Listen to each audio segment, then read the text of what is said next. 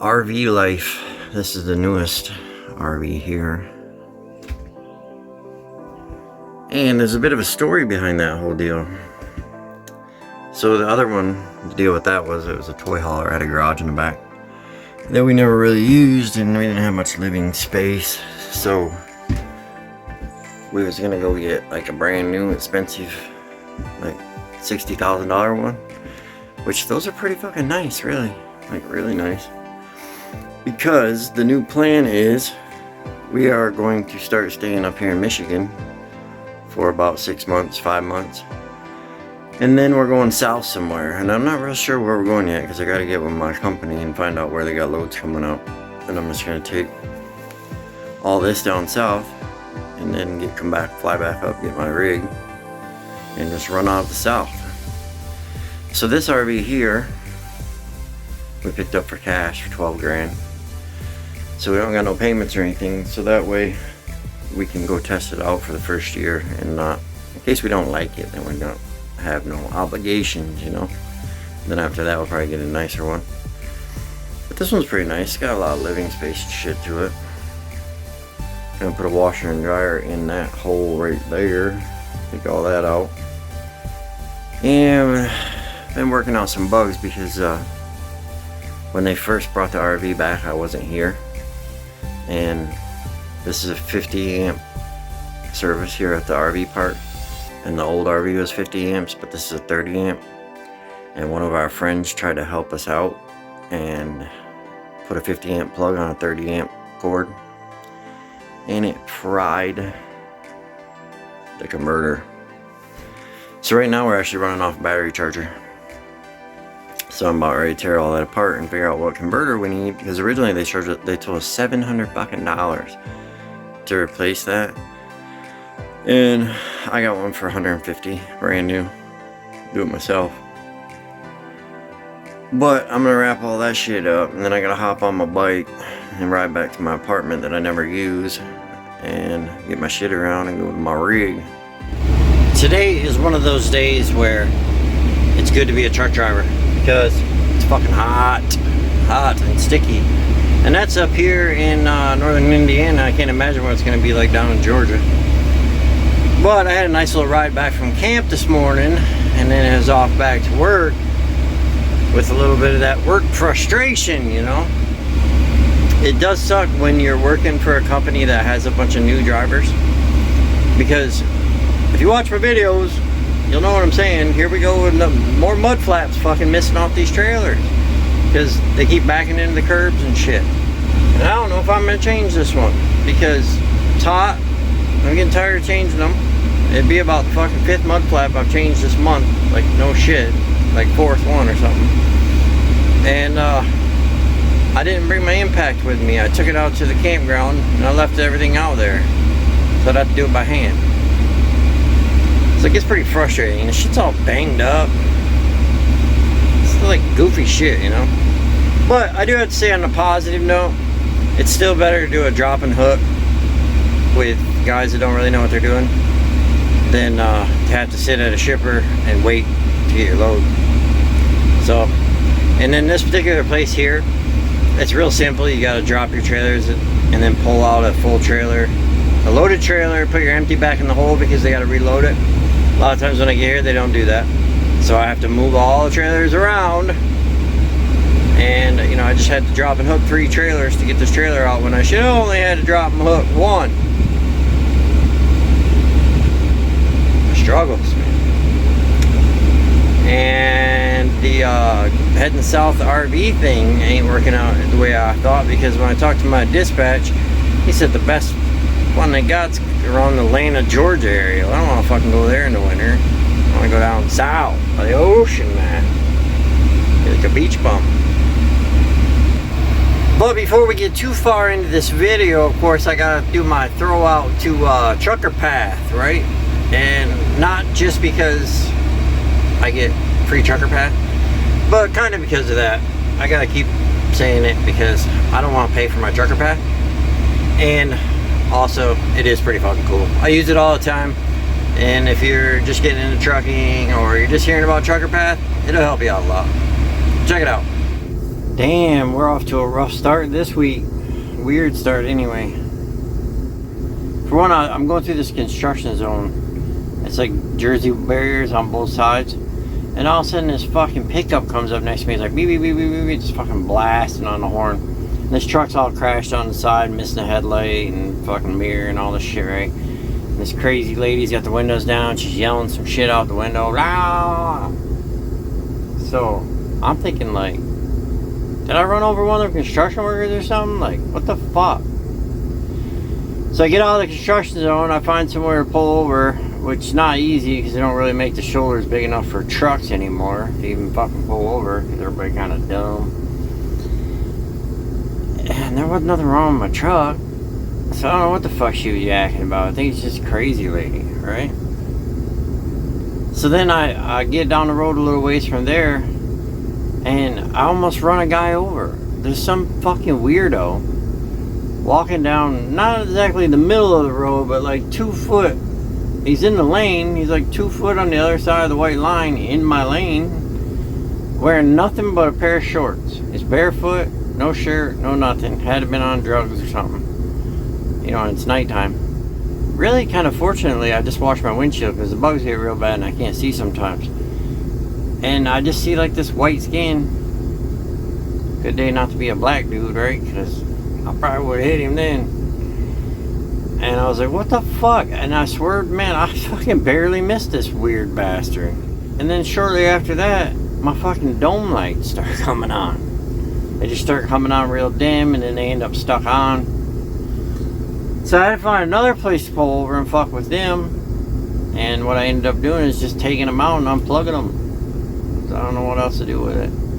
They're probably just gonna fucking stay unplugged. As long as I got the ones here in the sleeper berth, I don't give a fuck about the ones up front. Oh, and I'm going through this construction zone in Nashville. This was actually kind of funny. I don't know. When I'm going through this construction zone, kind of hard to explain. They had like done this lane shift deal with the barrels. And anyway, they went and they fucking pulled all the barrels out. But at the end where the lane shift sign is at, they never moved it. So they opened the lanes back up, and the fucking sign was right still in the middle of the one lane that they opened back up. I fortunately was in the center lane, but the dude next to me in Suburban or whatever he was in, he fucking smoked it. And I was like, how, like, hard is it?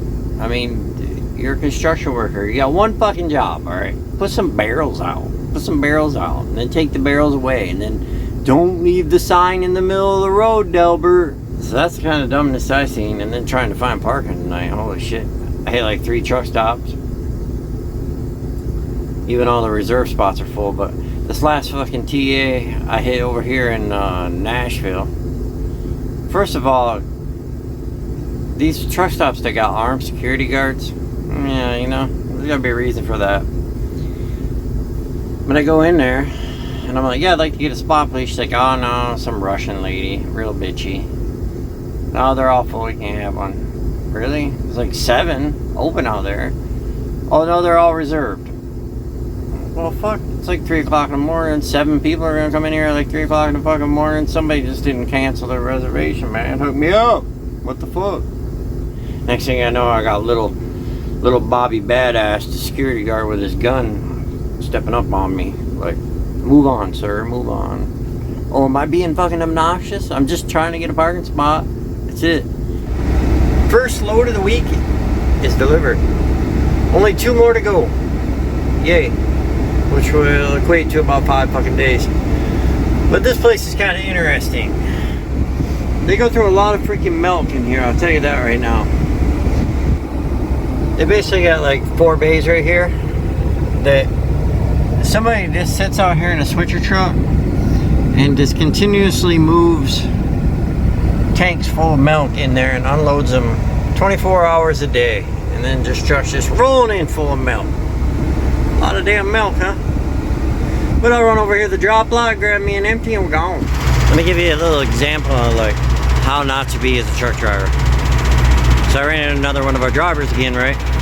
Said, hey man, there ain't no tanks left down in there, as I was coming in here. Guess we just gotta take a break here. And I'm thinking, fuck, really? Right? But here's the thing. You got your line of tanks up that way where they keep most of them. But if you look at this lot, it's kind of a clusterfuck, right? See, there's tanks down in there with drive-ins. There's shit over here all crooked. Like, that part's a little, makes you wonder, like, how the fuck people don't know how to park a trailer. Especially like their switcher drivers and shit, right? You know, it's pretty fucking ridiculous, but anyway. I'm not taking no 10-hour break here. I drove down here and actually did my due diligence and looked around the lot, and I got a tank hook behind me right now, right? And he's sitting out there gonna take his 10-hour break. And you fucking know me by now if you've been watching my videos. When I go by and be like, beep beep, later on, motherfucker. Is this feller here to the left of me come over here, and he doesn't seem to think he's gonna be able to get out in the morning. There's a few things with that. First of all, those guys might all be gone by the time he gets his ass up. But second of all, I'm in a parking spot. This is a legit parking spot. Those 3 trucks you see right there, those aren't legit parking spots. So it ain't my fucking problem. I'm not the one that's parked in a fucked up parking spot. But he can get out. Look at it. Waiting in line for a shower. When did truck drivers start showering so fucking much anyway, right? Thought we were notorious for not showering. I know I am right now. I haven't showered since I left. I was getting a little bit frustrated because this is the 4th fucking truck stop that I've stopped at to try to take a shower. And I was starting to get worried because it's also the last truck stop before I go out into the country. So I'm actually pretty happy. I got in here. There's actually a lot of parking spots here for some fucking reason. But just sitting here watching some people got some shit done, and I noticed these guys got their women with them, you know, right? And some of them almost act a little arrogant, like, yeah, check me out, man. I got my lady with me, you know. You're alone, and I got my lady. Well, let me tell you something about that, because I'm always telling you something about something, right? I did that for a while. For quite a while. I had a girlfriend that went on the road with me. She didn't work. She just rode with me. And about the first 2 months was pretty cool. After that, fucking sucks balls, man. Don't take nobody with you. Trust me. Trust me. Take my word for it. Oh, we had a little bit of change of plans. I'm going to call it a short week this week. Well, 3,500 miles if you call that a short week. Not my typical 4,700 mile week. Because I need to go back and get the closing done on that fucking trailer that I'm buying in the trailer park. So now it's on. Now I gotta get back home, which is gonna entail 865 miles or something today.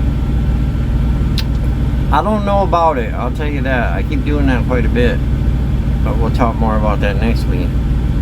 And it's kind of a huge thing because when I run out to 860 miles, I generally will stop and take a nap, like a 2-hour nap. Sometimes I run all the way straight through. And just in case you haven't ever watched any of my other videos, we run an ag exempt on melt, so yes, you can do that. But anyway, I will get home at like 3 o'clock in the morning on what would it be, fucking Tuesday morning, okay? Well, they'll count Tuesday as my day off, so I'll have Tuesday and Wednesday off, and then I'll have to go back out on Thursday morning. Well, that fucking sucks, because I get home at 3 in the morning. Even if I could go to sleep, you know, yeah, I could get up at like 8 or 9 or 8 and go about my day, and that wouldn't be terribly bad.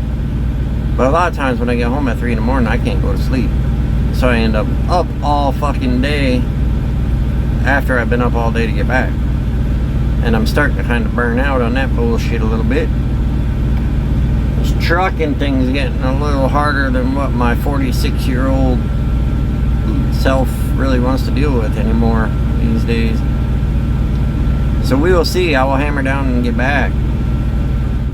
Nice to be back home. Last night was a pretty good drive back. 850 miles. I was fucking tired as shit by the time I got back up here. But it's a nice day, and I get to go out and play now for a couple days. Went and got some new saddlebags for the girlfriend's bike. One of those kind of sketchy marketplace deals where the guy just left it on the porch. We left the money, but they came out pretty good. They look pretty good. Fire this bad boy up and go for a ride.